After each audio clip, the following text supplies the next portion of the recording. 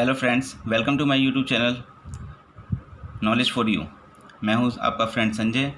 और अभी तक हमने पिछले वीडियोस में देखा कि प्रेजेंट इंडेफिनिट टेंस के अंदर अफर्मेटिव, नेगेटिव और फर्स्ट इंटरोगेटिव सेंटेंस किस प्रकार से बनाए जाते हैं। इस वीडियो में हम देखेंगे कि फर्स्ट इंटरोगेटिव नेगेटिव और सेकेंड इंटरोगेटिव नेगेटिव सेंटेंस किस प्रकार से प्रेजेंट इंडेफिनिट टेंस में बनाए जाते हैं। चलिए वीडियो शुरू करते हैं। जो first interrogative sentence negative sentence होता है उसको बनाने के लिए हम लोग क्या करते हैं, सिंगुलर सब्जेक्ट वाला जो सेंटेंस होता है उसमें हम लोग क्या करते हैं, सब्जेक्ट के पहले डज हेल्पिंग वर्ब का प्रयोग करते हैं और कर्ता के बाद नॉट का प्रयोग करते हैं। ठीक है, क्योंकि ये नेगेटिव सेंटेंस है, नॉट लगाना पड़ेगा। ठीक है, और जो कि सब्जेक्ट के बाद रखना है ना, तो सब्जेक्ट से पहले हम लोग रखेंगे हेल्पिंग वर्ब, उसके बाद रखेंगे हम लोग नॉट, फिर उसके बाद रखेंगे मैन वर्ब। ठीक है, तो सिंगुलर सब्जेक्ट में क्या करेंगे, सिंगुलर सब्जेक्ट वाले सेंटेंस में हम लोग क्या करेंगे, सब्जेक्ट के पहले डज हेल्पिंग वर्ब का प्रयोग करेंगे और नॉट का प्रयोग हम लोग करेंगे सब्जेक्ट के तुरंत बाद, और उसके बाद रखेंगे हम लोग मैन वर्ब। ठीक है, और मैन वर्ब में ध्यान रहे एस और ईएस को नहीं लगाएंगे। और इसी प्रकार से प्लूरल सब्जेक्ट वाले सेंटेंस में हम लोग क्या करेंगे, डू हेल्पिंग वर्ब का प्रयोग करेंगे पहले, उसके बाद सब्जेक्ट से पहले करेंगे। ठीक है, डू का प्रयोग हम लोग सब्जेक्ट से पहले करेंगे, उसके बाद नॉट का प्रयोग करेंगे और उसके बाद हम लोग क्या करेंगे, मैन वर्ब का प्रयोग करेंगे। तो सेंटेंस के अंत में हम लोग प्रश्नवाचक चिन्ह का प्रयोग करेंगे। ठीक है, तो इंटरोगेटिव सेंटेंस समझ में आया होगा, उम्मीद कर रहा हूँ कि किस तरीके से बनाएंगे फर्स्ट इंटरोगेटिव नेगेटिव सेंटेंस। अगर इसको फॉर्मूले की तरफ देखें तो फॉर्मूले में क्या होता है, जैसे हम बता रहे थे कि does helping verb, singular subject में हम लोग क्या करेंगे, पहले डज हेल्पिंग वर्ब लेंगे, फिर सब्जेक्ट लेंगे, फिर सब्जेक्ट के तुरंत बाद हम लोग नॉट का प्रयोग करेंगे, उसके बाद मैन वर्ब का प्रयोग करेंगे। ठीक है, और फिर ऑब्जेक्ट का प्रयोग करेंगे। ठीक है, तो इस तरीके से हम लोग सिंगुलर सब्जेक्ट वाले सेंटेंस को ट्रांसलेट कर सकते हैं। और इसी तरह से प्लूरल सब्जेक्ट वाले में देखेंगे तो डू हेल्पिंग वर्ब रखेंगे पहले, डू क्योंकि प्लूरल साथ आती है और डज सिंगुलर सब्जेक्ट के साथ आती है, तो डू प्लस सब्जेक्ट और फिर उसके बाद नॉट, फिर हेल्पिंग वर्ब का फिर मैन वर्ब और फिर ऑब्जेक्ट। डू हेल्पिंग वर्ब, फिर सब्जेक्ट, फिर नॉट, फिर मैन वर्ब, फिर ऑब्जेक्ट। ये प्लूरल सब्जेक्ट के लिए। अब हम एग्जांपल देख लेते हैं। तो फर्स्ट इंटरोगेटिव नेगेटिव सेंटेंस के एग्जांपल यहाँ पर हैं। तो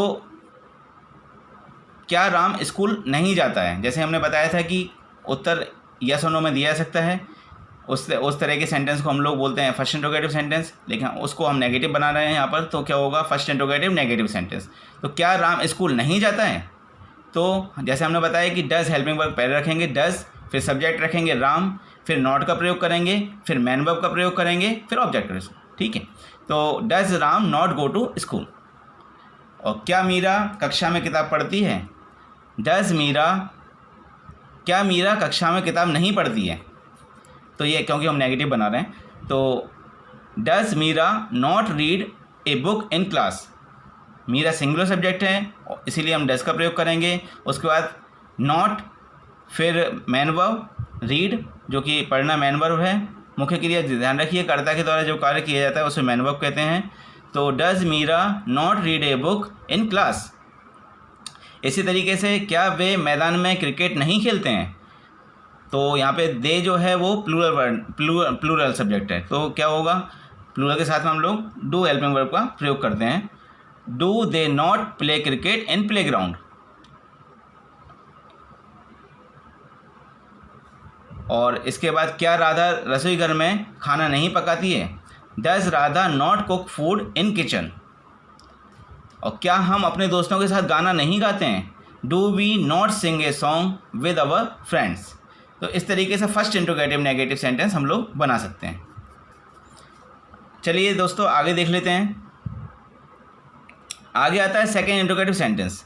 अब सेकेंड इंटरोगेटिव सेंटेंस क्या होता है, जैसे फर्स्ट इंटरोगेटिव सेंटेंस को हम लोग देख चुके हैं कि उसमें हम लोग उस तरह के सेंटेंस का जो आंसर है उसको हम यस और नो में दे सकते हैं, तो उसको हम लोग बोलते हैं फर्स्ट इंटरोगेटिव सेंटेंस, जो कि जनरली हम लोग क्या शब्द से यूज़ मतलब शुरू होता है ऐसा सेंटेंस। लेकिन सेकेंड इंटरोगेटिव सेंटेंस में क्या होता है, सेकेंड इंटरोगेटिव सेंटेंस का आंसर देने के लिए ऐसे शब्द, ऐसे वाक्य जिनका प्रारंभ जो है कि इंग्लिश में जो WH वर्ड्स होते हैं उनसे होता है, और उनका उत्तर ऐसे वाक्यों का उत्तर हम लोग, ऐसे प्रश्नों का उत्तर हम लोग हाँ और नहीं में नहीं दे सकते, लेकिन उत्तर देने के लिए हमको किसी कारण या घटना का उल्लेख करना पड़ता है। तो ऐसे सेंटेंस जो होते हैं उन्हें हम लोग सेकेंड इंट्रोगेटिव सेंटेंस की श्रेणी में रख सकते हैं, ठीक है ना।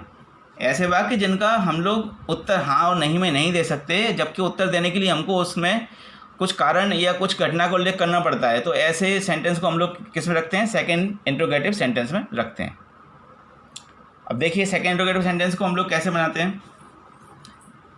प्रेजेंट इंडेफिनिट टेंस या प्रेजेंट सिंपल टेंस के अंतर्गत सेकेंड इंट्रोगेटिव सेंटेंस बनाने के लिए द्वितीय प्रश्नवाचक वाक्यों को बनाते से हम लोग क्या करेंगे? सिंगुलर सब्जेक्ट वाले सेंटेंस में सब्जेक्ट के पहले जो भी उपयुक्त WH वर्ड है उसका और डज हेल्पिंग वर्ब का प्रयोग करते हैं सिंगुलर सब्जेक्ट के साथ में। सबकी जो कि हमने पहले क्लियर किया है कि सिंगुलर सब्जेक्ट के साथ में डज आता है और प्लूरल सब्जेक्ट के साथ में डू का प्रयोग होता है। तो WH वर्ड उपयुक्त WH एप्रोप्रिएट यानी उपयुक्त WH वर्ड का प्रयोग करते हैं तथा हेल्पिंग वर्ब का प्रयोग करते हैं और मेन वर्ब में से एस और एस को नहीं जोड़ते हैं, ठीक है। और प्लूरल सब्जेक्ट वाले सेंटेंस में क्या करते हैं? सब्जेक्ट के पहले हम लोग उपयुक्त WH वर्ड और डू हेल्पिंग वर्ब का प्रयोग करते हैं और सेंटेंस के अंत में प्रश्नवाचक चिन्ह का प्रयोग करते हैं, ठीक है। और ध्यान रहे कि सब सेंटेंस बनाते समय जो है मेन वर्ब का प्रयोग सब्जेक्ट के बाद ही किया जाएगा, ठीक है। देखिए एग्जांपल देखेंगे, पहले फार्मूला देख लेते हैं। फार्मूला क्या है? देखिए हमने जैसे बताया कि WH वर्ड पहले लगाएंगे, उसके बाद हेल्पिंग वर्ब लगाएंगे, उसके बाद सब्जेक्ट लगाएंगे, फिर वर्ब का फर्स्ट फॉर्म रखेंगे, ठीक है, और फिर ऑब्जेक्ट। ये हमारे सिंगुलर सब्जेक्ट के लिए। सिंगुलर सब्जेक्ट में डज का प्रयोग करेंगे, ठीक है, डज हेल्पिंग वर्ब का। और प्लूरल सब्जेक्ट के लिए क्या होगा formula? WH word plus do plus subject plus verb का फर्स्ट फॉर्म प्लस ऑब्जेक्ट, ठीक है। तो एग्जाम्पल देखते हैं। तो सेकेंड इंट्रोगेटिव सेंटेंस कैसा होगा? राम स्कूल क्यों जाता है? तो WH वर्ड होगा वाई, क्यों को हम बोलते हैं वाई, ठीक है, वाई मीन्स क्यों। तो WH वर्ड प्लस फिर हम रखेंगे हेल्पिंग वर्ब जो कि डज है, क्योंकि सब्जेक्ट सिंगुलर है इसलिए डज, फिर राम, फिर मेन वर्ब गो, ठीक है। तो why does Ram go to school, फिर लास्ट में क्वेश्चन मार्क, ठीक है, प्रश्नवाचक चिन्ह। इसी तरह से मीरा कक्षा में किताब क्यों पढ़ती है? तो वाई डज मीरा, अब ध्यान रहे मीरा सिंगुलर सब्जेक्ट इसलिए हम डज का प्रयोग कर रहे हैं और वाई इसलिए लगाया है, वो WH वर्ड है जिसको हम लोग क्यों, वाई का मतलब होता है। तो why does Meera read a book in class. इसी तरीके से वे मैदान में क्या खेलते हैं? जैसे देखिए वे मैदान में क्या खेलते हैं मतलब कौन सा खेल खेलते हैं? तो वाट do they play in play ground, ठीक है, वाट do they play in play ground, okay. Do का प्रयोग किया हमने यहाँ पे क्योंकि यहाँ पे सब्जेक्ट जो है वो प्लूरल सब्जेक्ट है, ठीक है। और राधा रसोई घर में खाना क्यों पकाती है? तो क्यों का हम लोग को मालूम है कि क्यों को हम बोलते हैं वाई मीन्स क्यों। तो वाई हम WH वर्ड लगाएंगे, वाई फिर हेल्पिंग वर्ब लगाएंगे, फिर सब्जेक्ट लगाएंगे, फिर मेन वर्ब लगाएंगे, फिर ऑब्जेक्ट, ठीक है। तो why does Radha cook food in kitchen, ठीक है। यहाँ पे मेन वर्ब क्या है? कुक। और हम अपने दोस्तों के साथ गाना क्यों गाते हैं? Why do we sing a song with our friends. तो इस तरह से हमने देखा कि सेकेंड इंट्रोगेटिव सेंटेंस किस तरीके से बनाए जाते हैं इस टेंस के अंदर। आप देखेंगे सेकेंड इंट्रोगेटिव सेंटेंस होता है सेकेंड इंट्रोगेटिव सेंटेंस नेगेटिव, यानी कि सेकेंड इंट्रोगेटिव नेगेटिव सेंटेंस। तो इस टेंस के अंतर्गत जो सेकेंड इंट्रोगेटिव नेगेटिव सेंटेंस बनाए जाते हैं वो उसको हम बनाते समय क्या करेंगे? सेम टू सेम प्रोसेस है कि सिंगुलर सब्जेक्ट वाले सब्जेक्ट सेंटेंस में हम लोग क्या करेंगे? सब्जेक्ट के पहले एप्रोप्रिएट या उपयुक्त WH वर्ड लगाएंगे, फिर हेल्पिंग वर्ब लगाएंगे, उसके बाद सब्जेक्ट रखेंगे, उसके बाद हम लोग क्या करेंगे? नॉट का प्रयोग सब्जेक्ट के तुरंत बाद करेंगे और फिर मेन वर्ब रखेंगे। और मेन वर्ब में से एस और एस को मेन वर्ब में एस और एस को नहीं जोड़ेंगे, ठीक है, सिंगुलर सब्जेक्ट में। और प्लूरल सब्जेक्ट में हम लोग क्या करेंगे? सेंटेंस में सब्जेक्ट के पहले WH वर्ड लगाएंगे, फिर हेल्पिंग वर्ब रखेंगे, उसके बाद फिर सब्जेक्ट रखेंगे, फिर नॉट और फिर मेन वर्ब का प्रयोग करेंगे और फिर ऑब्जेक्ट, ठीक है। और सेंटेंस के अंत में हम लोग क्या करेंगे? प्रश्नवाचक चिन्ह का प्रयोग करेंगे। फॉर्मूला देखेंगे तो WH वर्ड, फिर सिंगुलर सब्जेक्ट की जो हेल्पिंग वर्ब है वो डज, और फिर सब्जेक्ट, फिर नॉट, फिर जो है फर्स्ट फॉर्म वर्ब का फर्स्ट फॉर्म प्लस फिर ऑब्जेक्ट, ये सिंगुलर सब्जेक्ट के लिए। और इसी तरह से प्लूरल सब्जेक्ट के लिए WH वर्ड, फिर डू, फिर सब्जेक्ट, फिर उसके बाद नॉट, फिर वर्ब का फर्स्ट फॉर्म, फिर ऑब्जेक्ट। चलिए एग्जांपल्स देख लेते हैं। तो example, Ram school second interrogative negative, ठीक है ना। राम स्कूल क्यों नहीं जाता है, तो why does Ram not go to school. Why WH word, फिर डज हेल्पिंग वर्ब, फिर राम सब्जेक्ट, और फिर नॉट, फिर main verb go to school, ठीक है। तो why does Ram not go to school, Ram school क्यों नहीं जाता है। मीरा कक्षा में किताब क्यों नहीं पढ़ती है। Why does Meera not read a book in class. Why does Meera not read a book in class. Why, क्यों को हम वाई बोलते हैं। डज हेल्पिंग वर्ब है, जो कि मीरा क्योंकि सिंगुलर सब्जेक्ट है, दस का प्रयोग हुआ है। Not read a book in class, वे मैदान में क्या नहीं खेलते। What do they not play in playground. दे यहाँ पे दे यहाँ पे जो है वो बहुवचन करता है, प्लूरल सब्जेक्ट है, इसलिए डू का प्रयोग हुआ है। वाट do they not play in play ground. Radha रसोई घर में खाना क्यों नहीं पकाती है। Why does Radha not cook food in kitchen. और हम अपने दोस्तों के साथ गाना नहीं गाते हैं। वाई गाना